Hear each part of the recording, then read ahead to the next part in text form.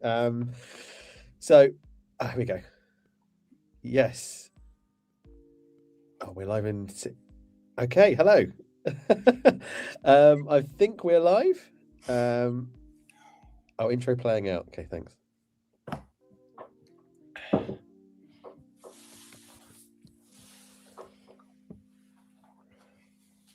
Hello.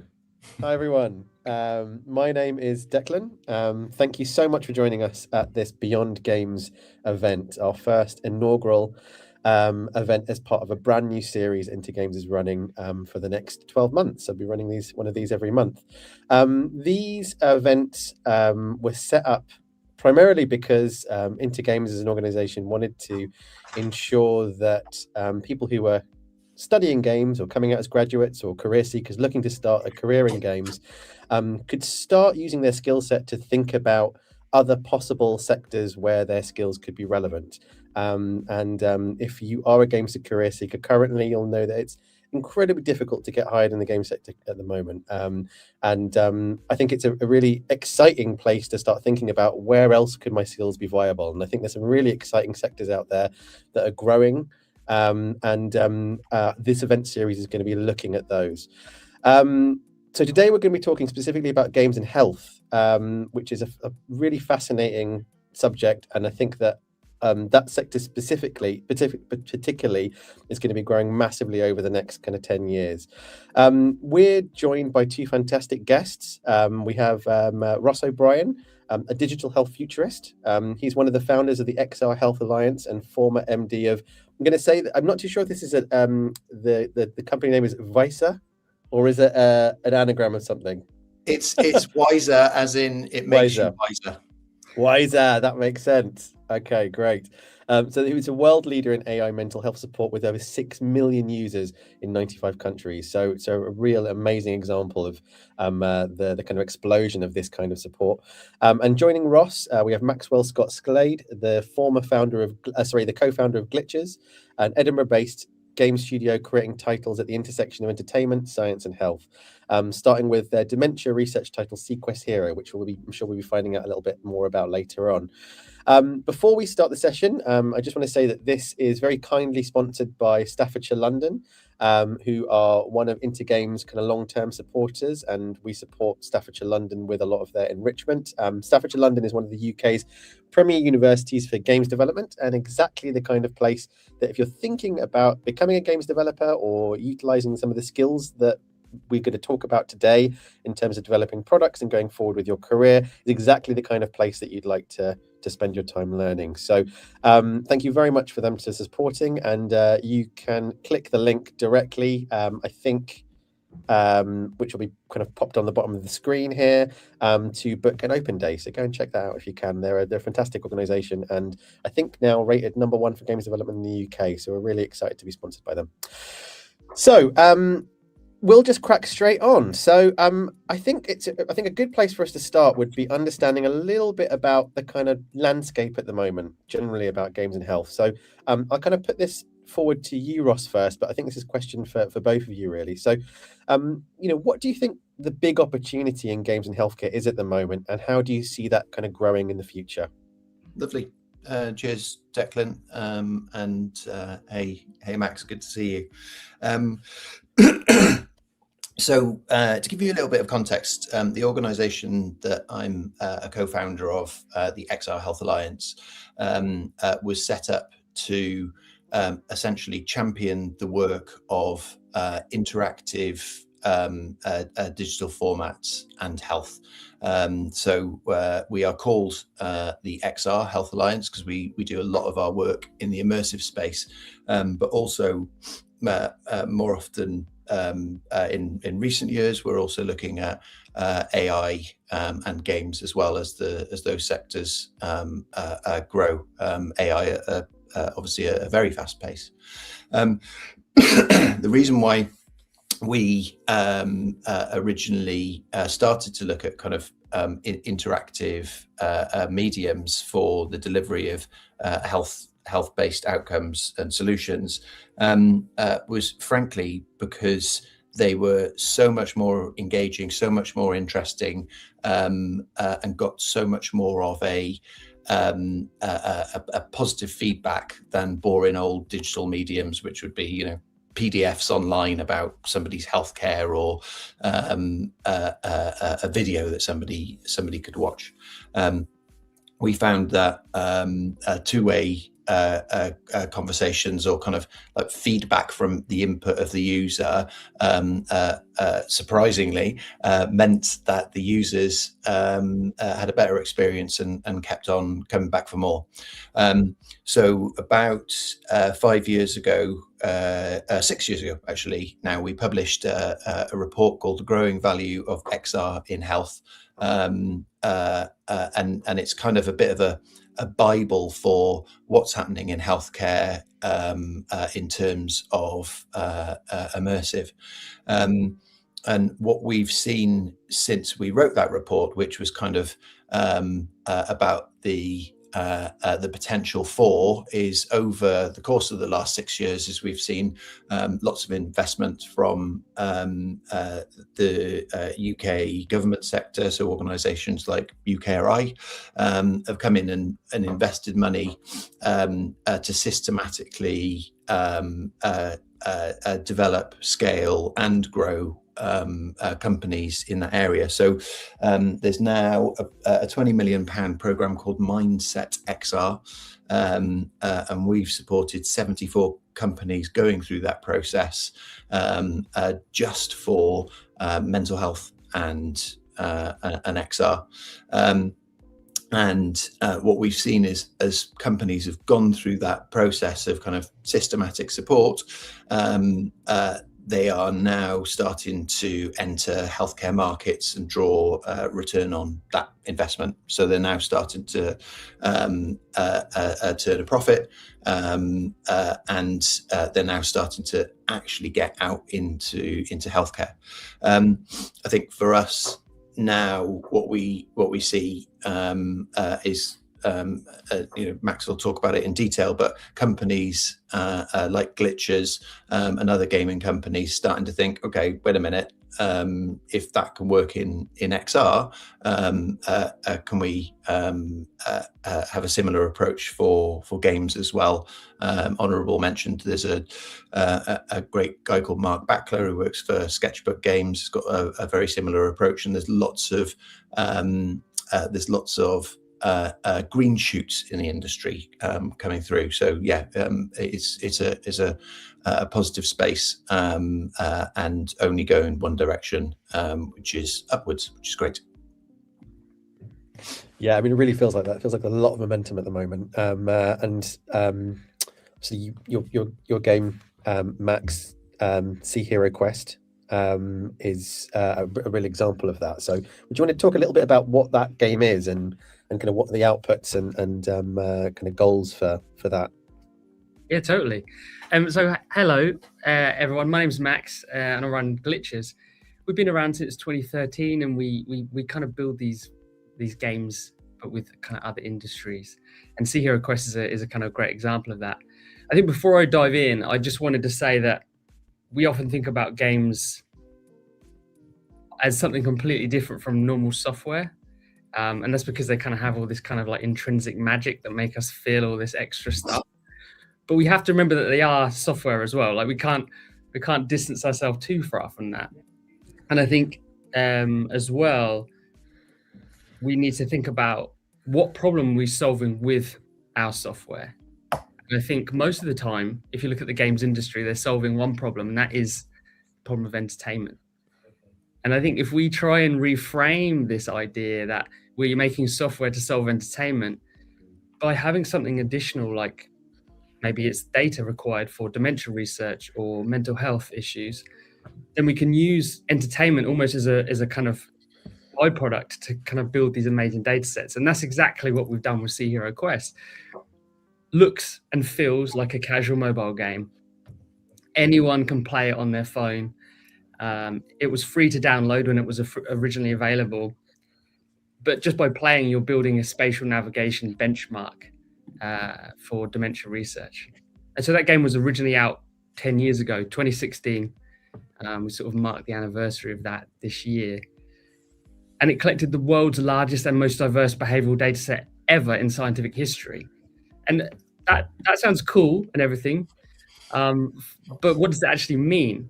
I think scientific research happens at such a small scale normally, and I didn't realize this. When you've been making games, you think about millions of players, and if you're super lucky, like the Fortnites, you can think about more than that, tens of millions, hundreds of millions. But in scientific research, studies happen across tens, hundreds, thousands of people.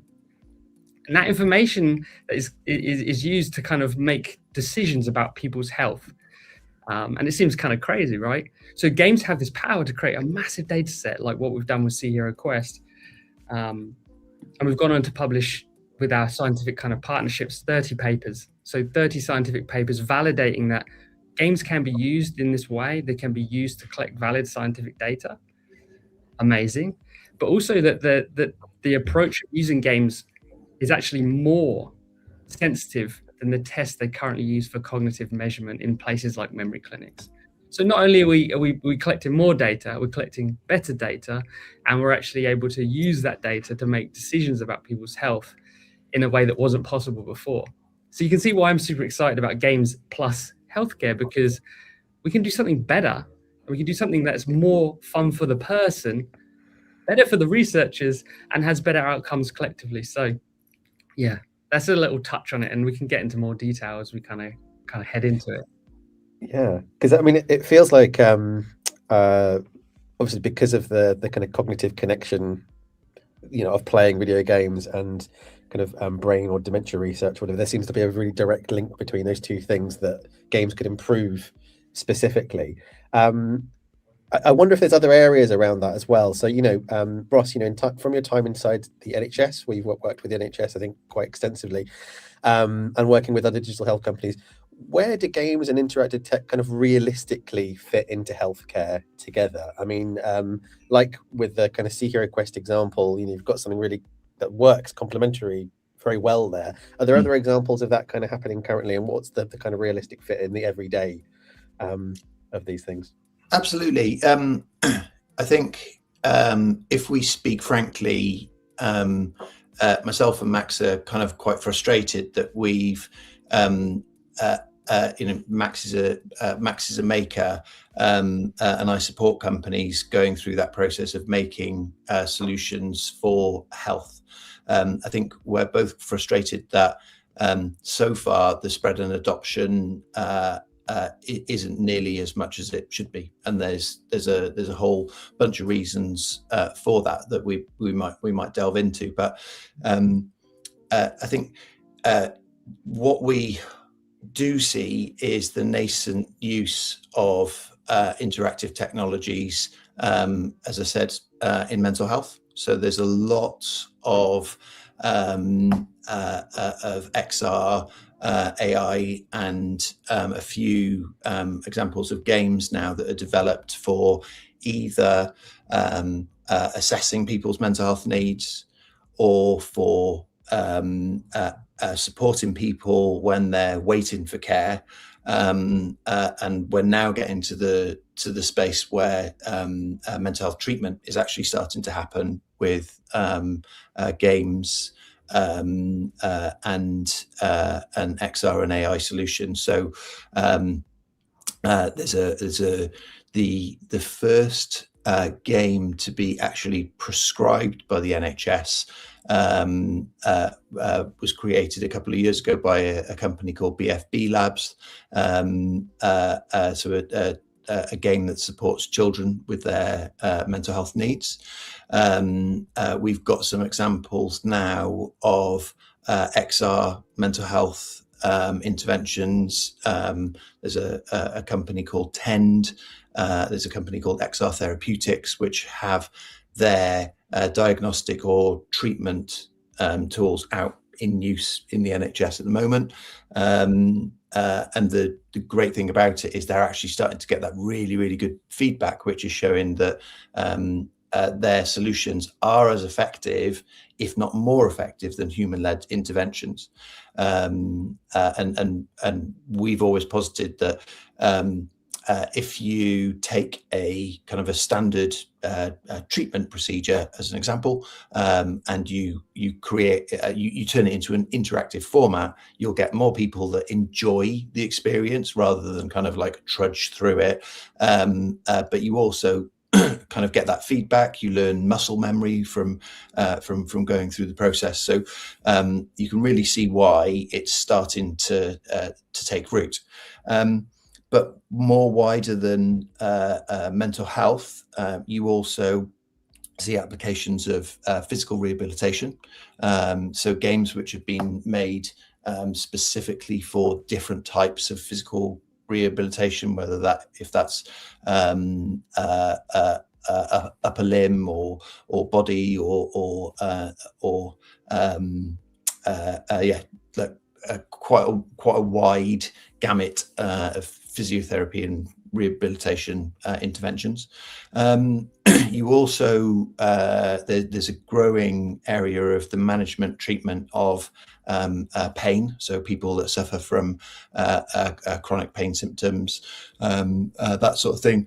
And then more widely, XR is being used in the training of surgeons. So clinicians can, rather than go and do the theory on paper and watch a bunch of videos and then kind of be let loose with a scalpel on a real human, there are now lots of training experiences with XR where it's completely gamified and people are going through kind of either a total virtual reality experience or a mixed reality in order to get their clinical skills and surgery training, as well as kind of patient education as well. So lots of patient education about the health intervention they're about to have, about the setting that they're about to have the health intervention in,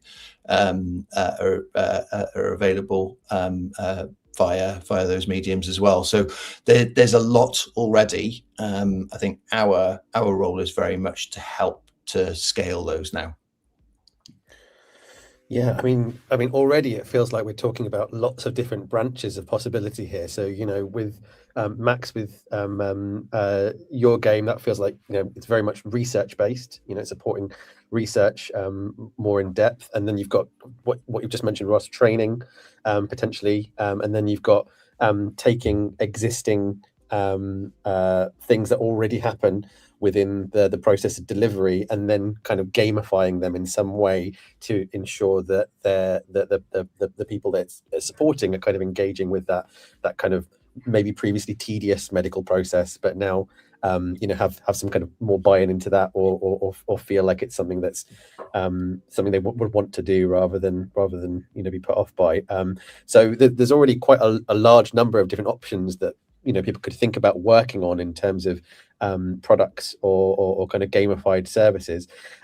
You mentioned Ross about the kind of barriers at the start, and I think that it feels like there's some big barriers to entry here. So it's kind of harder probably to do this than making a game and putting it on Steam.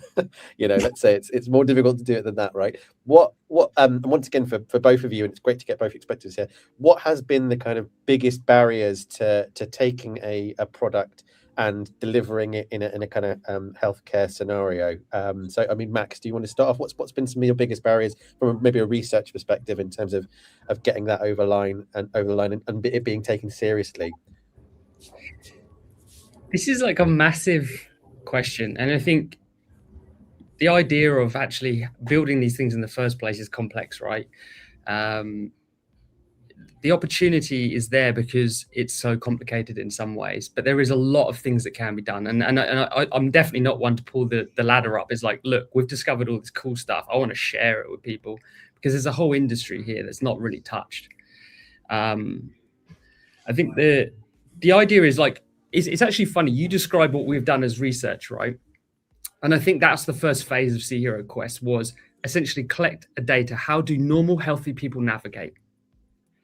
And a large portion of these kind of projects, they are phased because you need to prove that what you're doing in the first place, the hypotheses of the people you're working with, right? Because you get into science really quickly.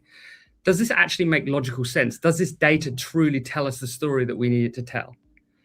And that's why there was such a long period where See Hero Quest was in this kind of data collection phase. And then it was in this research phase. So this kind of like, is playing a game on your phone actually just like navigating in the real world? And we've got 3 papers that say that it is. So publishing scientific papers takes years. It takes resources, effort, PhD students or kind of postdocs going through and actually writing their hypotheses about why it does work and proving it. And that takes a long time. So partnerships are really key to this thing, right? You can't just go out and say, I'm going to make a game about mental health, but you've got no scientific backing whatsoever. Like, you're not going to get taken seriously. But there's a whole conversation there. But so the next phase of See Hero Quest, yes, prove it. This data, what does it tell you? So we have a 15-year advantage over tests they currently run in memory clinics. So we can actually pick up on the genetic predisposition to Alzheimer's, where other tests would show nothing. Like classic episodic memory tests would show everything's fine, everything's dandy, but See Hero Quest is showing some of those early indications. So the logical route for a lot of these products is you start to think of them as products, because they're not just a game now, they're also a data benchmark, right? They're proof. I sometimes think, are they games? Are they tools? They're all of this stuff in one, right? But the next logical phase sometimes, and this is what people told us, hey, you should go and get medical device approval. You should go and get medical device status. You've got the data, you've got all this stuff, you can go and do that. And I was thinking about how current kind of cognitive testing is done, because really that's what we've built. We've built a cognitive test that looks like a game. And the sad fact is, just to get an appointment to a memory clinic right now, you have to go on a waiting list for 1 year. Once you get that appointment for the memory clinic, it's a process of elimination to get a diagnosis for something like Alzheimer's. You're looking at about 5 years before you get that. And the tragedy is, the way that humans work is we often don't go to the doctor until there's something really wrong. So we're going into this kind of long pipeline of testing, and a lot of people actually kind of die before they get their results. So you don't even get Alzheimer's on the death certificate. That to me is a completely fundamentally flawed and broken system. Like, we are sat here collecting data about people, how they navigate in the real world from age 18 onwards. We can now show how people change over their lifespan. For me, the next part of this thing is bringing it back to the public to say, we're going to surface this metric on your cognition that was otherwise invisible. Because the power of games is always that people will come back because it's fun, but they'll stay for this other reason. And I genuinely believe that games have this power to kind of transform people's lives in a really positive way. But we have to let people come back to them like that. Like, for us, the clinical pathway is just like, is an option, but I don't want to be stuck where people have to get an appointment to go to a memory clinic before they can play this thing again, right? I want to be like the Fitbit for the brain. I want to be like, look, if you want to go and self-serve See Hero Quest and then compare yourself to an ever-changing, growing data set, you should be able to do that. So I think there's this kind of element of like public good. There's this element of like transforming and even creating an industry that does not exist. If you look at the healthcare industry now, I would say that it's super out of date. It's stretched in a lot of ways. There is so much opportunity, and there is not a lack of funding. There's a lack of imagination. And I think that's where game developers and designers can come in as outsiders and see this incumbent system and not try and rip it up, but try and change it with a kind of perspective to making all this stuff a lot better. And that's exactly what we intend to do. And I think I'm sort of like, hey, this is a roll call. I invite everyone to do that. There's all this opportunity there, and we should be taking it. Anyway, that's just a start, because I don't want to hog the conversation, but just the beginning really of that thought. Thanks, Max. I think you're absolutely right, and I'm also Declan, I'm conscious of your audience as well, because we want to inspire people today. And for me, the reason I'm here and have been here for many years in this space is because I've seen firsthand really, really, really clearly the impact that games, AI, and XR can have in health. Like I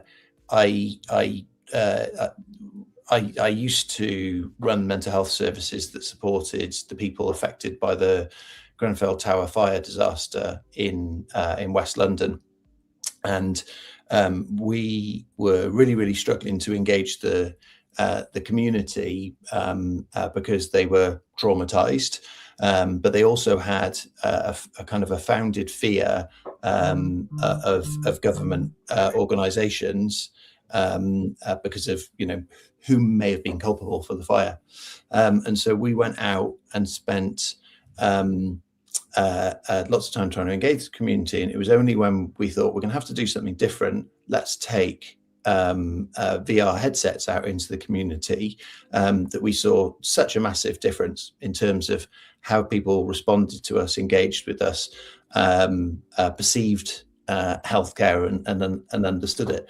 So I think the first thing to say is there are tons of barriers and challenges, but there's also so much evidence that the approach is the right one, and that we should be doing more of it.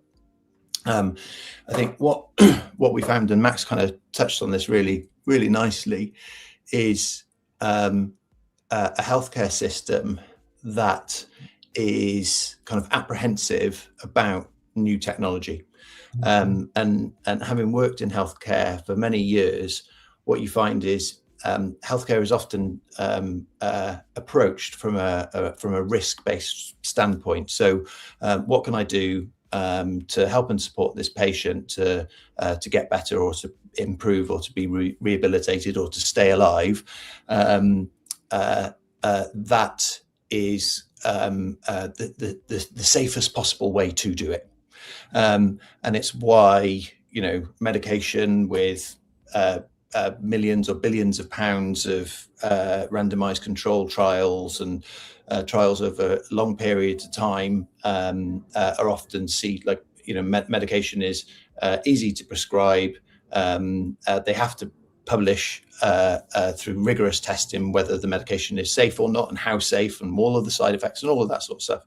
So when you start to bring nascent, very creative, very interesting technologies into the health sector, there's often a quite a kind of like, oh, can we do this? Not quite sure. So healthcare is kind of not really set up at all to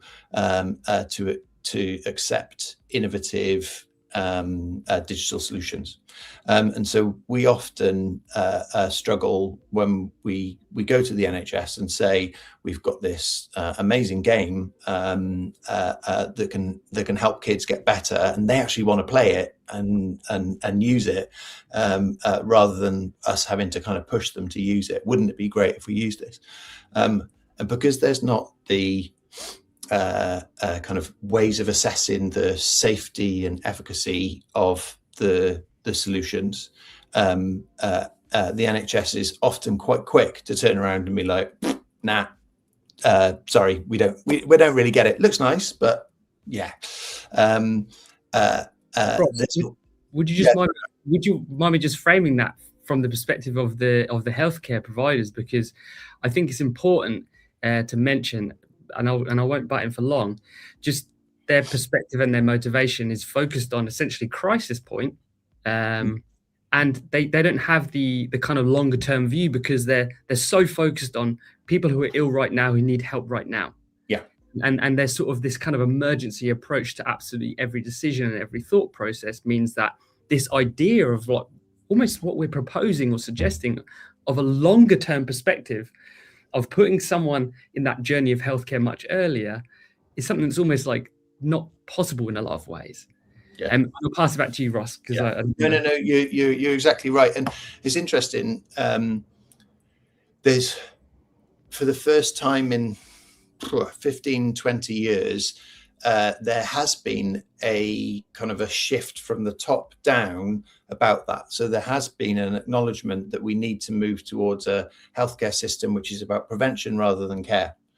But if you look at the way the NHS operates today, exactly as you say, it's dealing with crisis. It's dealing with people when they kind of most need care. That's when they access it, and so there's that barrier that needs a psychological shift.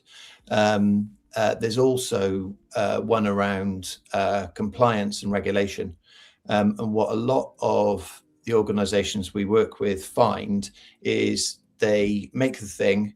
They go out and test it with a bunch of people. They find that people love it, and they're like, "Brilliant! Let's actually try and get this out into the NHS or commercial sector, wherever it might be, and scale it." And they go and have a conversation with the purchaser and say, would we be able to work with you to get this into the hands of patients? And they'll be asked a bunch of questions about acronyms, which I hope you haven't heard, like DTAC and DPIA and ISO and MDR and all of these standards and regulations that in order to sell into the NHS, you need before you can even start. So there's a kind of a hidden invisible barrier of medical device regulation, and also the associated cost with that. I think one of the most common things that we do is talk to companies to be ready to prepare for that, to think, what am I going to make, and therefore what compliance and regulation do I need to think about, or do I actually actively not take the solution to the NHS or to the private sector? Do I try and get it directly in the hands of consumers, so therefore the regulation and compliance is lower, and you can kind of draw a profit that way? But yeah, those are some of the barriers. But as I said, we're being positive today. It's not all about like challenges. We are being positive, definitely. We've actually, I was going to talk about this later, but it feels like it kind of follows on from your conversation, and I'm going to definitely talk about the kind of, what's step one in a moment, I think, because I think that's important for the audience that we're talking to here today. But it's come up in the comments a couple of times around the kind of ethics and data collection side. I think maybe to you, Max, it'd be really interesting to chat about how you navigated that, how you kind of began to understand that, and how you kind of implemented that within the game. I see that question up from Ben. Yeah, I think there's one really important thing to think about, right? Well, two, you can't run scientific studies on data that you have not got ethics for. So if you've collected data, you can't retroactively go and get ethics for it post the fact. And ethics can only be approved by an ethics board. And that approval can usually only come from an institution or a floating ethics committee. Sounds boring, it's complicated, and actually fundamentally all of that stuff is like, it's designed to protect people's data. Fundamentally, that's why it exists. So you can't just go, oh, I've actually found some cool game data from my game that could probably use for scientific research. Let's crunch a load of it with AI and just see what happens. You're in deep dark waters at that point. So I think the idea of data collection, first of all, you have to know what the rules are. Is anything personally identifiable?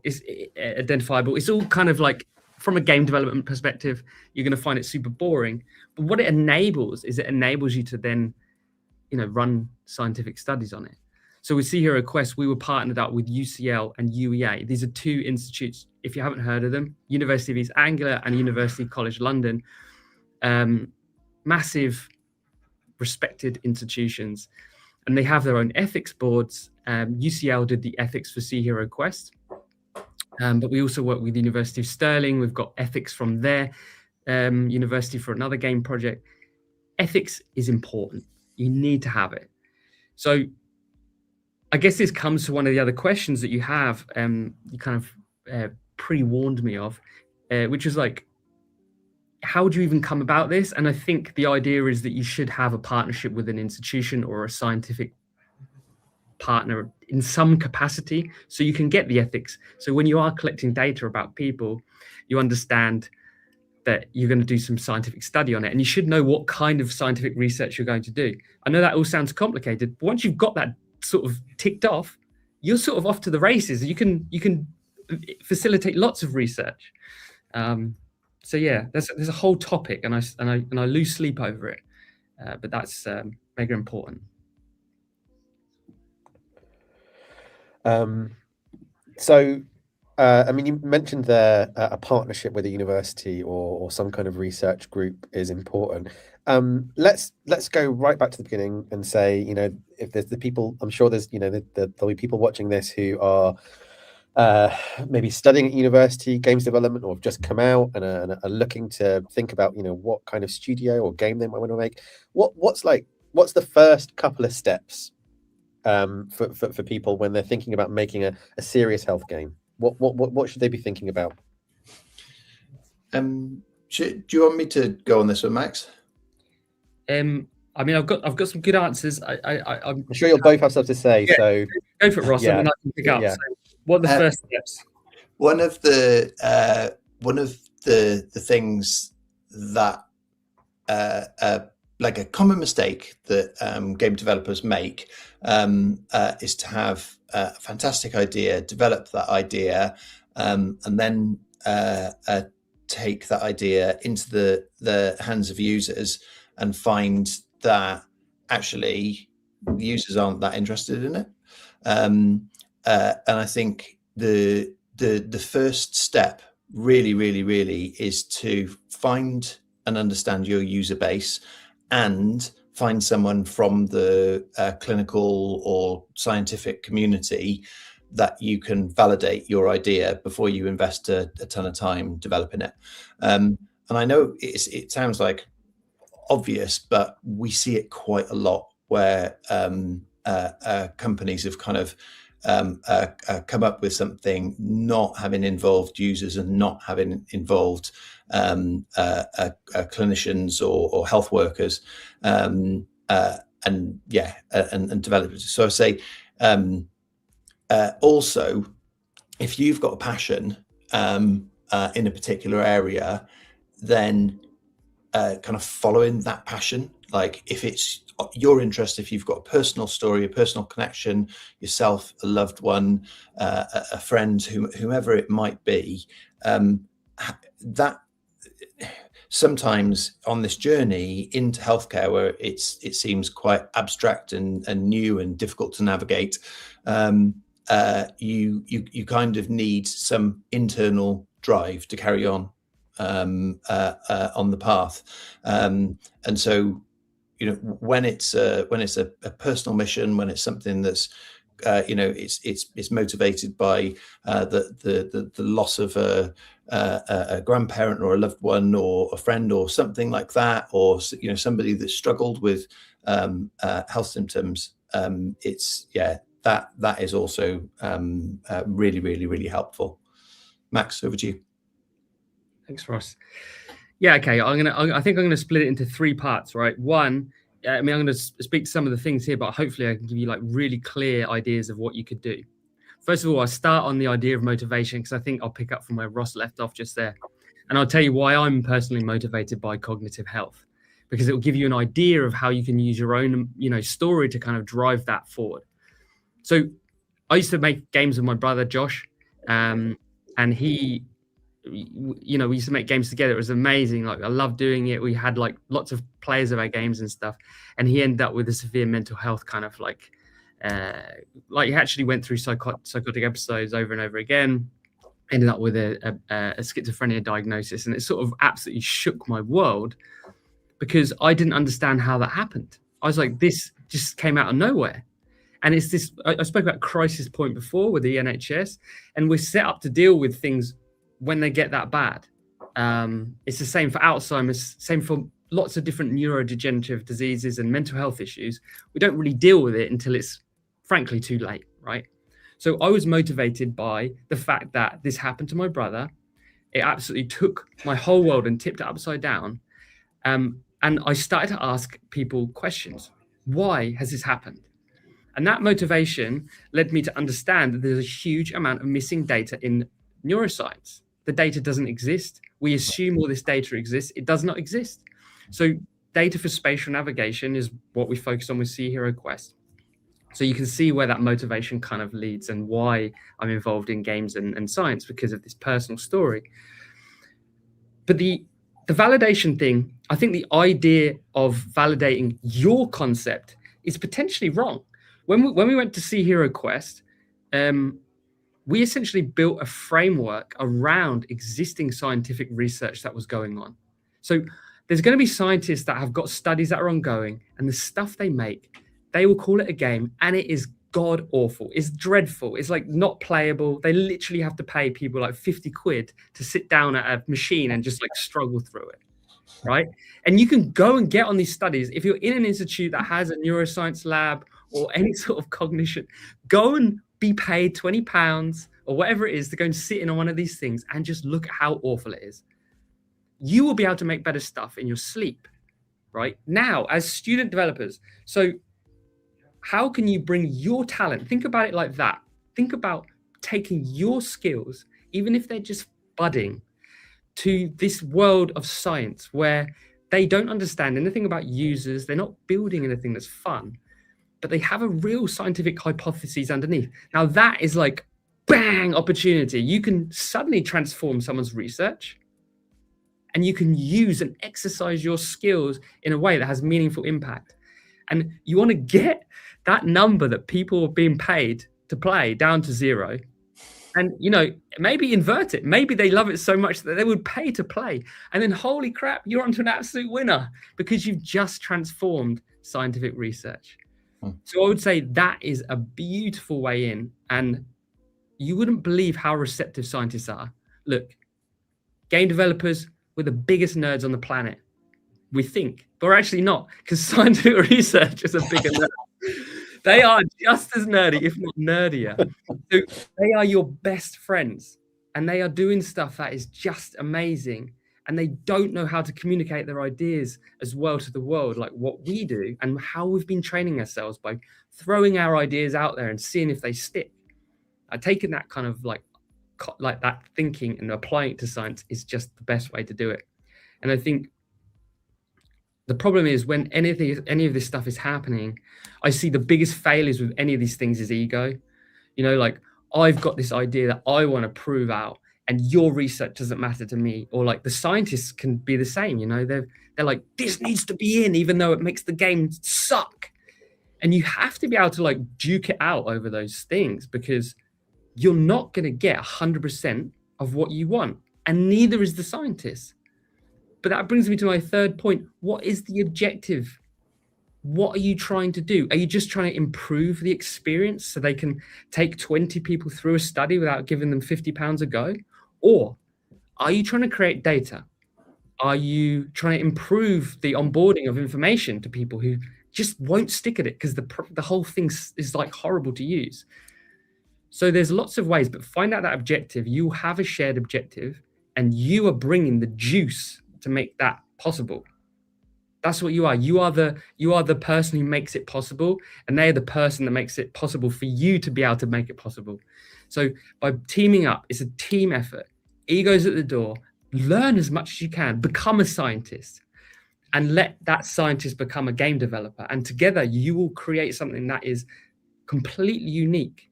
And that's my advice to you. That's what I've done, and it works. Amazing. Yeah, I mean, that makes total sense. You know, find something you're interested in, find a scientist to collaborate with, or who's already got research on the go, I think. Exactly. Rather than, I think that's a bit of a barrier for people. It's like, well, what do I want to research? Do I have to do the research as well? No. And it's like, no, that's not your job. You're a game developer. Do that bit. Yeah, absolutely. So, I mean, I was going to ask you a little bit about what kind of just a little bit more in depth there on what that good collaboration could look like between a developer and a scientist. What can go wrong as well in that, I think is probably an interesting thing. Has that kind of, because obviously it's coming from a really positive, good place of everyone wanting to do the best possible job there, but what's some of the difficulties around that as well? Yeah, I'll just quickly say that I think there's a few words that we use that kind of pollute this, and I don't like them. And it will shock everyone. Like, I hate the word gamification. and I tell you why. It's because you're not treating it like a game. It has to be a game first and a game at the end. It doesn't matter. I don't want to give anything. I don't want to sort of discount the fact that this is a game. The reason that it's engaging and fun to play is that it's a game. So whenever someone says gamification, I know there's the best intention in the world. It's a great way to explain something that isn't just a game, right? But the way I see it in my head is the way that marketeers have abused it. They've essentially created something that isn't a game, and they put a thin veneer of game stuff on top of it. So like a tiny slither. And then they use that to trick people into using it. That's not what we're doing. That's not what we want to do. We want to make something that looks and feels like a game, so people who are playing it are actually enjoying it. It's just that there is a byproduct that creates some value elsewhere, whether it's learning, data, whatever it is. And the other one is serious games. And you can see where I'm going with this. Games should not be serious. Do serious games. Why? The problem is, like, I feel like we take it to the point where as soon as we're doing something that is meaningful, we kind of like wear a suit. Like, why are we doing that? We're still clowns. Like, let's not pretend that we're like gonna suddenly start wearing a suit. So you'll see this term all over the place, serious games. And I get it, right? Games that have a serious meaning or purpose or whatever. I don't think we should be calling them that, because it kind of makes them seem awful. And it's counter to what they are. They should be, they're just fun. They should be fun. They should look fun. They should feel fun. And they should do the thing because they're designed smartly. Right? We shouldn't be like, I'm playing this serious game and it's like really horrible, but I know it's for science. It's like, no, you've ruined it. That's my 2 cents on that stuff.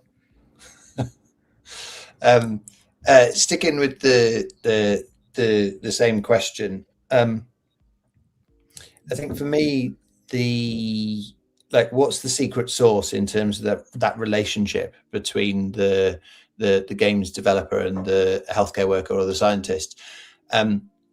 Where I've seen it work best is where the healthcare worker or scientist also does get games or digital technology.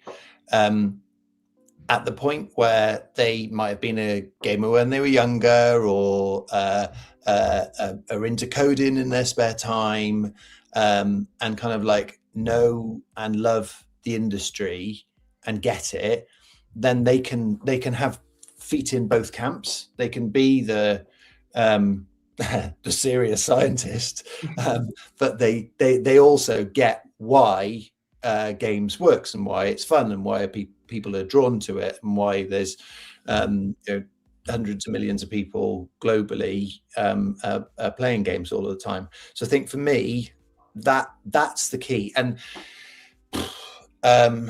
those types of folk are rare in the world. There's not a lot of kind of high level researchers that are top of their game, pardon the pun, as well as being gamers or XR or AI specialists.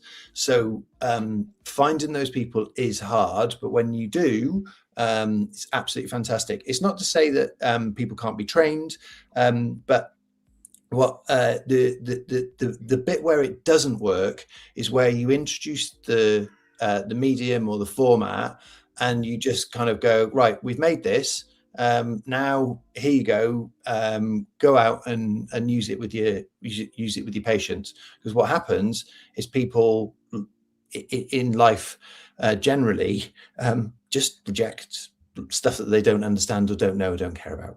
So when like what I've seen work really, really well in NHS settings is when you've got something new, is to actually get the staff on board first, before you even start saying go and use this for X, Y, or Z, is literally to give people access to both the intervention, but also like wider the kind of medium itself. And what I mean by that is where we have gone and introduced XR technology into mental health settings, before we go and say this is the thing, this is what it does, this is how it does it, this is how you give it to patients, we'll literally go out, get a bunch of headsets and say, these are VR headsets. Some of you will have tried VR headsets before, or this is a PS5. Some of you will have tried it before,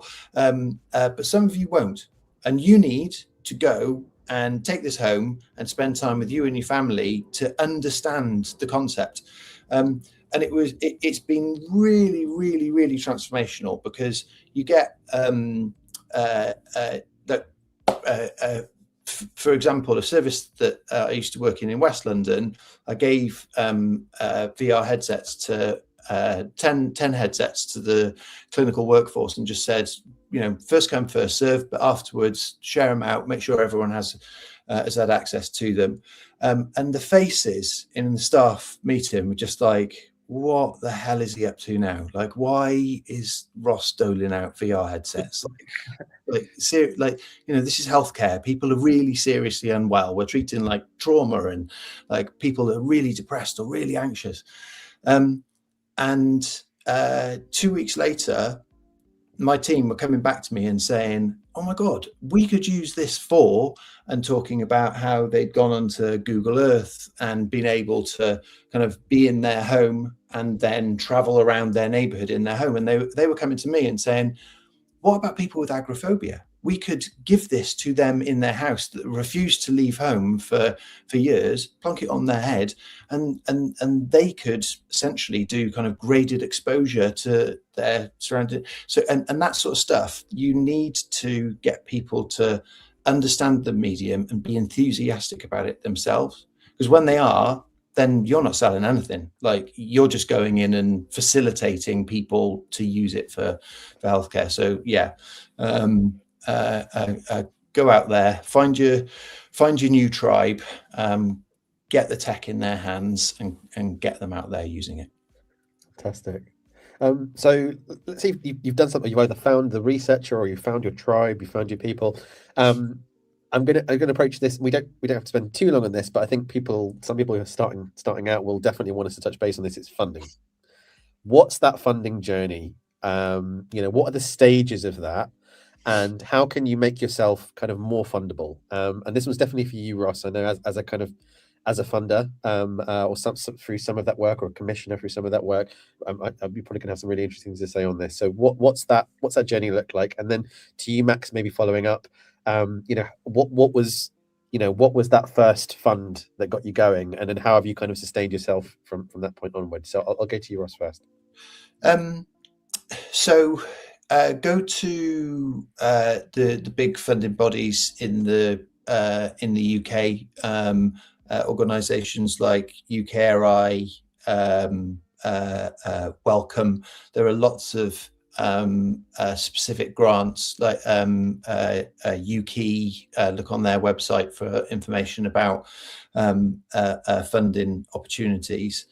I think also, if you can build an MVP, something that works, and you can get it directly into the hands of a few people to try and test it yourselves, then there are lots of funding pots that you can access when you've got that MVP, or actually going to private healthcare, who are always interested in kind of new and dynamic approaches to keep people well or to get people better.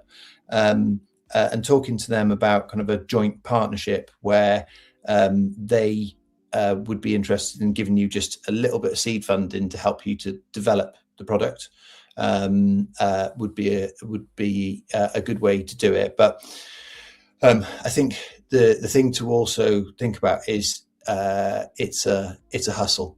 You need to go out there and talk to a lot of people. You need to.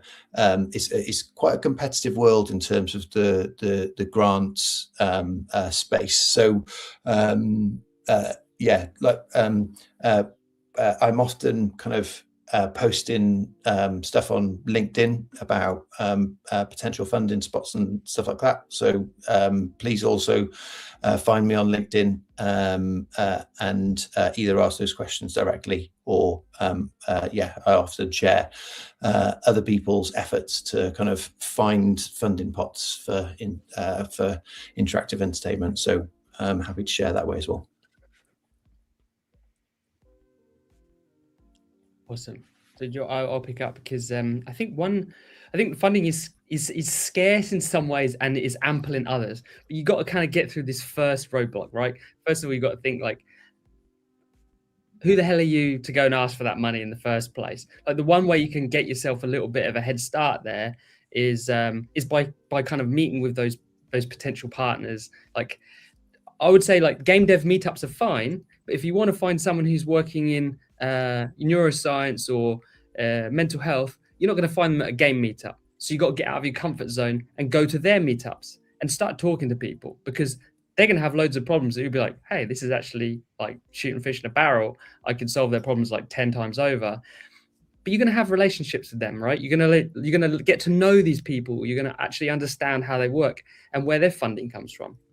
Now, their funding does come a lot of the time from grants. Sometimes they have got funding to build their own software. It's not usually loads, but it can be enough to do a feasibility, right? Feasibility is the name of the game, especially in kind of like very novel areas. You've got feasibility funding that could, get you something up and running over the course of maybe a month or so. And then you can go and apply for those grants that Ross is talking about with more proof than just, I have a cool idea. Because I'm sorry, you ain't going to get funded for those ones. You got to have a partnership with someone. You got to have like skin in the game. And then those grants are going to be more likely to happen, right? If the grant is for 100 grand, don't ask for 100 grand. Ask for half of that, a third of it, right? You want them to think they can get more for their money than they, by funding you and 2 other people or 1 other person. So be smart. Don't ask for everything. Have realistic goals. I think the idea of a feasibility study of 20 people is enough for a lot of scientific studies to even get funding for their PhD. So think small in that sense, but think about, like, what are you going to do once you prove that? What's the step after that? I mean, the PhD student or the postdoc will have an idea of what they need to prove. They have to write it all before they get their funding, so you can kind of see what they're doing. And if you've got that kind of personal relationship, you can discover it really straightforward. They need to test 60 people, 100 people. How are you going to help them do that? Well, you can think about distribution through Itch or other places, remote studies. There's all sorts of fun things you can do that will be second nature to you, but will be game-changing, literally, for those people. And I think there's always a back door. There's always a way in. Like, I think Ross mentioned the idea of educating people before you throw your idea in the hat. That's smart. Like, the idea of like getting people on your level. And this is always what you want to do. It's like, you're here, this person's here. How do you bridge the gap? In the first instance, you're going to be doing a lot of that legwork. If it's like what Ross has been doing, chucking VR headsets at them, that's awesome. You're gonna be able to find common ground. You're gonna be able to talk about that amazing experience that they had in Google Earth, or whatever it was. If they say they're not a gamer and they're rigid and they're really against games, you might find out they play squash all the time and actually they love games. So, like, I have 100% belief that everyone on planet Earth is a gamer, but they just don't know it.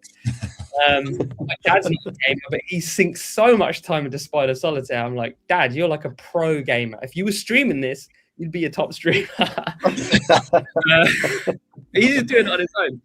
So I think you've got to find ways to kind of, that's the thing, and that will lead to money. But I'm kind of getting into the personal relationship side, but fire and forget, chucking out loads of AI generated applications is going to get you 0 places fast. You want to be a human being. You want to go and have human conversations. I know it's difficult, but the more you do it, the easier it gets. And that's how you make it happen.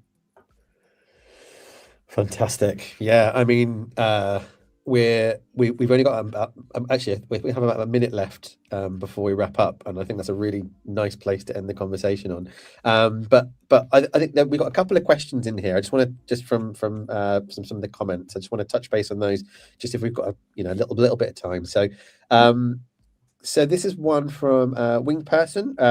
How can we actually get involved with this kind of work at a junior level? So if, for example, you're not an entrepreneur, and I think we've been kind of gearing this up quite naturally as kind of entrepreneurs, starting your own thing, getting a studio started. But are there other opportunities for just working for companies, like yours, Max, like Glitches or other companies in the area? And if there are, what are some of the larger organizations or companies that kind of you can look to maybe to get these kind of roles? And what kind of skills, I guess, might you need for that? Might be looking for. That's super cool to know. I mean, yeah, I obviously come at it from this like mad entrepreneurial kind of perspective, and I talk that language like it's second nature, because that's what it is for me. And I think Ross will attest to the fact that it's like we're so used to no's that we just take it on the chin and we move on and we get to the next one. But I think for people who are sort of like passionate about the idea but don't necessarily have that kind of insanity in them that makes them just keep punching forward. I think there are jobs, right? And I think this call is really a way to kind of demonstrate that games, which are software that are solving problems. Now, a demonstration of solving problems with software is a demonstration to me and other developers that you know what you're doing. You don't have to do that on your own. And actually, I do not like the idea that solo devs are the only way forward. I 100% believe in team. It's all a team effort. Like, I couldn't do any of this on my own. And I think it's tragic when we only focus our attention on solo developers, because it's lightning in a bottle. We don't hear about all the stories that don't work, and because there are a lot more of them. It's kind of like playing the lottery. So I don't want you to have to play the lottery. I want you to have a job. I want you to have a career. I want you to find your way in. I actually think we're in the best time to stand out ever, because 99.9% of people are just sending AI generated rubbish. And you have to remember, an LLM, if you're using it to write with, can only output average. So by being a human being, doing a little bit of research and actually asking human questions, you're going to get a lot further, a lot quicker. And that's because most people who were doing the human stuff before have switched off their brains. We're so eager to turn off our cognitive abilities and just go freaking gliding. So you have an opportunity now to be a human being and just reach out and have a normal conversation. Hopefully you can do that. I would say don't be afraid to ask. Don't be afraid to reach out. And you see that CEO badge on someone's LinkedIn? Don't message that person because they're so busy, right? Message other people in the company. Just like Ross said, go to those people with that VR headset. Start a conversation with someone who works in that company. Learn about what it's like to be there as a human. And I think that you're going to find yourself a way in that way, because there's always a back door. There's always a way in. You just have to be creative about how you find it. Hopefully that's helpful, because I know it's tough. That's great. Thank you so much. And Ross, any final thoughts? No, I think Max is exactly right. You need to look for the companies that inspire you, look for the work that inspires you, and reach out there. I think for me, working with an organization that already have experience in the space, in a role that you find interest in, is a brilliant way to develop the skills to then go and take that step to be the entrepreneur yourself at a later stage. But Max is exactly right. It's the human touch in a digital world. go and find folk on a similar mission, put yourself out there, be prepared to, do some voluntary stuff at first, maybe, to get yourself a foot in the door. And if you're passionate, that passion will shine through, and you'll be able to find your place. Amazing. Thank you so much, guys. What a wonderful talk. I know there was a whole bunch of different areas which any one of those we could go on deep dives on, I'm sure. And there's a lot of really great questions that have come up in the comments that we just haven't got time for, or maybe just really specific asks that something like this is a bit too general for. So if we haven't said your question, don't worry, it's nothing to do with your question. It's just that, we haven't got the space to be able to discuss those kind of things and in this kind of hour-long lunchtime session. But I really hope everybody's got something out of it. This will be available on our YouTube, and we'll also be doing a summary blog post on togames.org. So just before we go, just once again a massive thank you, Ross and Max. Really appreciate your time. Really appreciate your knowledge, and thank you so much for coming and doing this thing. It's been great. Yo, thanks for Into Games, and you, Declan, for getting people into the industry. We need you, and the work you're championing, sort of getting people from working class backgrounds, means a lot to me. So I think that's awesome. Thanks so much for hosting. Thank you. Thanks, guys. Nice Cheers, one. all. Well, nice one. Thanks, guys. Bye to everyone else out there, and we'll be back soon next month. With another session, which I believe is on games and marketing, which is a whole big other world to explore. So go to intogames.org/events to sign up for that. And we'll see you soon. Cheers, Ross. Cheers, Declan. Bye. Cheers, guys. For hosting it all as well, behind the scenes.